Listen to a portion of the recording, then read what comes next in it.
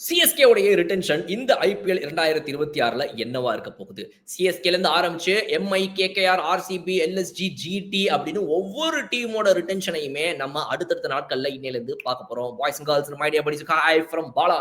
IPL 2026 உடைய fever அப்படின்றது ஆரம்பிச்சிச்சுன்னே சொல்லலாம். எப்பவுமே ஐபிஎல் பொறுத்த வரைக்கும் அந்த ஒரு விண்டோ அப்படின்றது எப்படின்னு பாத்தீங்கன்னா, ஃபர்ஸ்ட் சீசன் முடியும். சீசன் முடிஞ்சது வந்து ஒரு 2-3 மாசம் இப்படி அமைதியா இருக்கும். டக்குன்னு இந்த ரிட்டென்ஷனை பத்தின ஒரு பேச்சுக்கள் வரும். ரிட்டென்ஷன் முடிஞ்சோடனே ஆக்ஷன் வரும். ஆக்ஷனுக்கு அப்புறம் அப்படியே லைட்டா அமைதியா இருந்தப்ப டக்குன்னு பாத்தீங்கன்னா அடுத்த ஐபிஎல் ஆரம்பிச்சிடும். சோ நம்மளுடைய வாழ்க்கையில வந்து மிக முக்கியமான ஒரு பங்களிக்குது அப்படின்னு சொல்லலாம் இந்த ஐபிஎல் உடைய நாட்கள் அப்படின்றது. அந்த வகையில பார்க்கும்போது சிஎஸ்கே உடைய ரிட்டென்ஷன்ல மிக முக்கியமான கேள்வி, மகேந்திர சிங் தோனி வருவாரா மாட்டாரா இந்த சீசன் அப்படின்றது. பட் மத்த சீசன்களை கம்பேர் பண்ணும்போது இந்த சீசன் அந்த கொஸ்டின் கொஞ்சம் கம்மியா தான் இருக்குது இப்போ வரைக்கும். பிகாஸ் எல்லாருக்குமே அவர் விளையாடிடுவாருங்க அப்படின்ற ஒரு நம்பிக்கை, வருஷம் சொல்லுவாங்க. ஆனா தலைவன் வருவார்ல அப்படின்ற ஒரு நம்பிக்கை. இன்னொரு பக்கம் போன வருஷம் அவர் முடியும் போது வந்து கடைசியா பேசின ஸ்பீச் எல்லாம் பார்க்கும்போது ரொம்ப கான்பிடென்டா அவர் தலைவன் வருவாருப்பா அப்படின்ற ஒரு நம்பிக்கையில் எல்லாரும் இருக்கிறாங்க. வெயிட் பண்ணி பார்ப்போம். ஃபிங்கர்ஸ் கிராஸ் எல்லாமே நடக்கணும் அப்படின்றது ஒரு பக்கம். ரைட். இன்னொரு பக்கம் சிஎஸ்கே உடைய ரிட்டென்ஷன்ல இருக்கக்கூடிய கேள்விகள், யாரை ரிலீஸ் பண்ணுவாங்க, எந்தெந்த வீரர்களை வேணான்னு ஒதுக்குவாங்க, அது மூலமா என்ன பர்ஸ் வேல்யூ வரும் அப்படின்றது. பட் அதை நம்ம இந்த வீடியோல சொல்ல போறது கிடையாது. இதுக்கப்புறமா தனியா ஒரு வீடியோ அதை சொல்ல போறோம். அது இன்னும் இன்ட்ரெஸ்டிங்கா உங்களுக்கு இருக்கும்னு நினைக்கிறேன். பட் அதுக்கு முன்னாடி இப்போ முதல்ல ரீடைன்ட் பிளேயர்ஸ் யாருன்றதை பார்த்தாலே உங்களுக்கு அது ஓரளவுக்கு தெரிஞ்சிடும் நினைக்கிறேன் இல்லையா?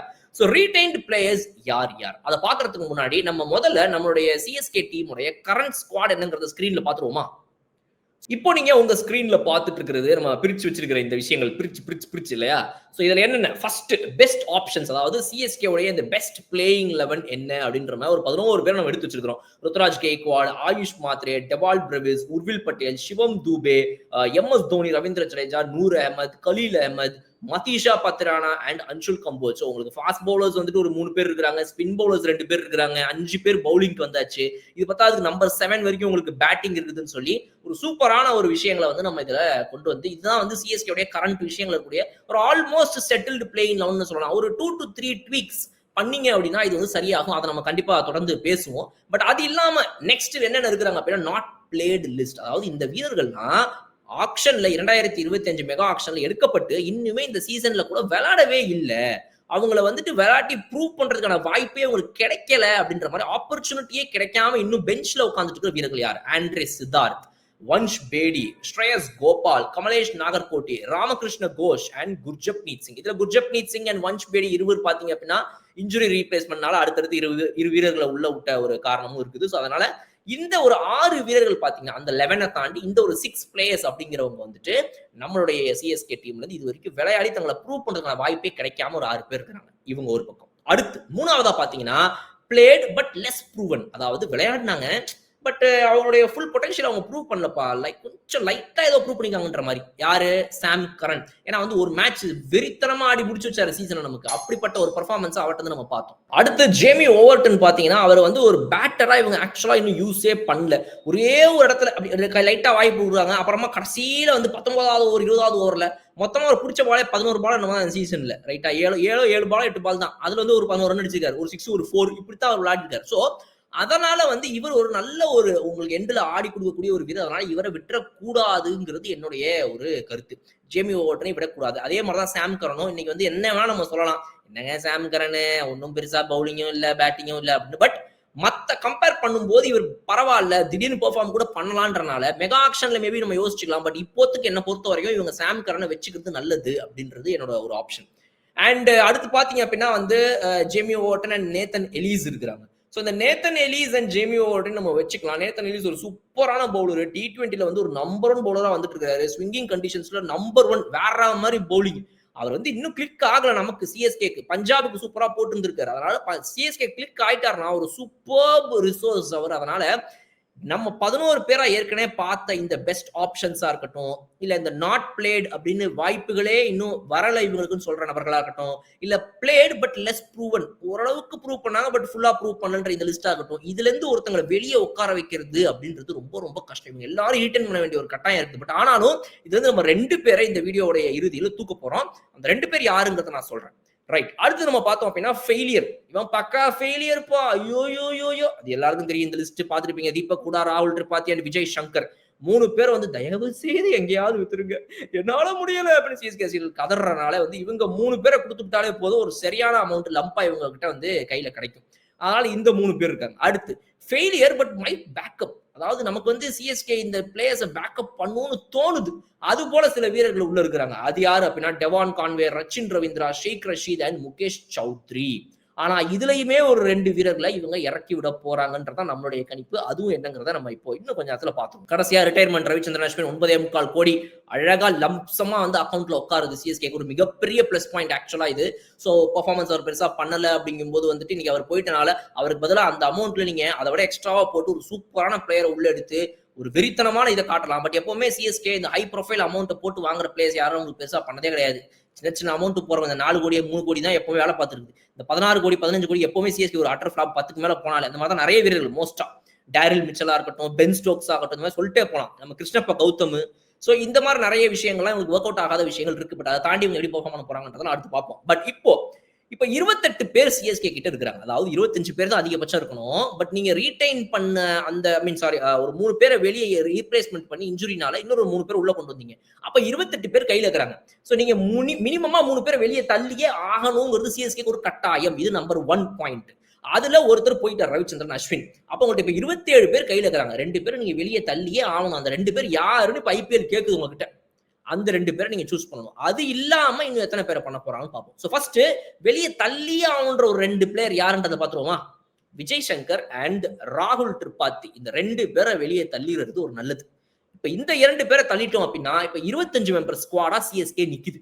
ஆனா சிஎஸ்கே அட்ரஸ் பண்ண வேண்டிய பாயிண்ட்ஸ் என்னென்னங்கிறத பார்ப்போமா? சிஎஸ்கே அட்ரஸ் பண்ண வேண்டிய பாயிண்ட்ஸ் என்ன அப்படின்னா அவங்களுக்கு வந்து ஒரு டாப் ஆர்டர் பேட்ஸ்மேன் வேணும், அவங்களுக்கு வந்து மிடில் ஆர்டர்ல பேட்ஸ்மேன் வேணும், பவுலர் வேணும், ஸ்பின்னர் ரவிச்சந்திரன் அஸ்வின் பதிலா வேணும், ஒரு ஃபாஸ்ட் பவுலர் வேணும், ஓவர்சீஸ் பிளேயர் வேணும், நிறைய விஷயங்கள் இருக்குது. அப்ப இதெல்லாம் அட்ரஸ் பண்ணணும் அப்படின்னா நம்ம கணிப்புப்படி ஒரு 5 பிளேயரை இன்னும் வெளியே தூக்கிறது நல்லது. ஸோ டோட்டலா ஒரு 20 பிளேயர்ஸை மட்டும் வச்சுக்கிட்டு 5 ஸ்லாட்டர் ரிமைனிங்கா வச்சு இவங்க ஆப்ஷனுக்குள்ள போவது மிக சூப்பரான ஒரு விஷயமா இருக்கும். ஸோ கையில் இருக்கக்கூடிய அமௌண்ட்டை வச்சு நீங்க 3 பேரை வாங்கினாலும் சரி, இல்ல 5 பேரை வாங்கினாலும் சரி, அந்த மாதிரி ஒரு கான்செப்ட்ல நம்ம போலாம் அப்படின்றதா என்னுடைய ஒரு கணிப்பு. ஸோ இப்ப அதுபடி பார்க்கும்போது நம்ம ஏற்கனவே வந்து ரவிச்சந்திரன் அஸ்வின் வெளியே போயிட்டாரு, விஜய் சங்கர் வெளியே போயிட்டாரு, ராகுல் திரிபாத்தி வெளியே போயிட்டாங்க. 25 இருக்கு. இன்னும் 5 பேரை வெளியே தூக்கணும். Start off with Deepak Hooda.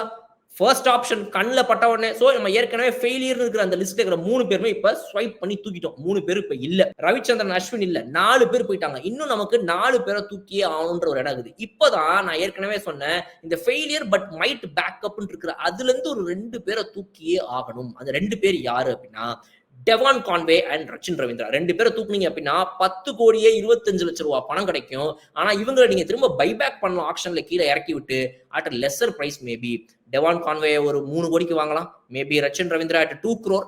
Maybe possible. 2 பேரையுமே குறைச்சு அப்படியே பாதிக்கு பாதியா குறைச்சு இப்ப இவங்களை சேர்த்து வரக்கூடிய ஒரு 10.25 கோடி ரூபான்றதை நீங்க 4ல இருந்து 5 கோடியில மேபி முடிச்சிட்டீங்க அப்படின்னா ஒரு 5 crores கிடைக்கும். அது ரவிச்சந்திரன் அஸ்வின் கிட்ட கிடைக்கிற அந்த 9.25 பிளஸ் இந்த 5 crores சேர்த்து வச்சு 14.5-15 கோடி ரூபாய்க்கு நீங்க யாரை வேணா பெருசா பிக் பை பண்ணி இந்த சீசனோட ஆக்ஷன்ல ஒரு மிகப்பெரிய கலக்கலை சிஎஸ்கே பண்ண முடியும். அப்ப அதுக்கு இந்த 2 பேரையும் இறக்கி விடுறது ரொம்ப நல்லது. இது ஓகே. இப்ப 22 பேர் உள்ள இருக்கிறாங்க. இன்னும் 2 பேரை இறக்கி வைப்போம். ஏன்னா நீங்க 3 ஸ்லாட்டை கையில் வச்சுக்கிட்டு எனக்கு ஒரு ஓவர்சீஸ் பவுலர் வேணுங்க, எனக்கு ஒரு ஓவர்சீஸ் ஹிட்டர் வேணுங்க, ஒரு ரவிச்சந்திரன் அஸ்வின் ஒரு ஸ்பின்னர் வேணுங்க. 3 ஆப்ஷனுமே கரெக்டா இருக்கும். அப்படியே எடுத்துட்டு போறது காய்கறி கிடையாது. நம்ம கிடைக்கிற நினைச்சது கிடைக்கும், எக்ஸ்ட்ராவா கிடைக்கும். யாரோ 20 லட்சம் ரூபாய்க்கு வருவார், வழியல்னா அவரை தூக்கிட்டு வருவோம், எக்ஸ்ட்ராவா அப்படி இப்படி மேனேஜ் பண்ணுவோம். So extra slot should be there. அதனால இன்னொரு 2 பேரை நம்ம தூக்க போறோம். அப்ப அந்த 2 பேர் யார் அப்படின்னு பாத்தீங்கன்னா நாட் பிளேடுன்னு சொல்லி ஒரு 6 பேர் லிஸ்ட் பாத்தீங்களா? ஆண்ட்ரே சித்தார்த்ல இருந்து ஆரம்பிச்சு ஒரு 30 லட்சம் ரூபாய் பேஸ் பிரைஸ்ல கூடியவங்கல ஒரு 6 பேர் நம்ம வாங்கியிருக்கோம். 30 லட்சம் ரூபாய்க்கு 5 பேரையும் எக்ஸ்ட்ராவா 25 போட்டு வன்ஷ் பேடியா 55 லட்சம் ரூபாய்க்கும் 6 பேரை நம்ம வாங்கி வச்சிருக்கோம் 30 lakhs கேட்டகரியில.